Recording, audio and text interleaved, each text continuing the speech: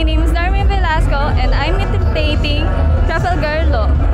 The best part is, natapat siya sa birthday ko talaga. Kaya sobrang tuwa talaga ako na nakarating ako. So special sa akin day na to. Yun, nagkaroon ako ng chance na ma-cosplay si Lo, which is favorite ko din.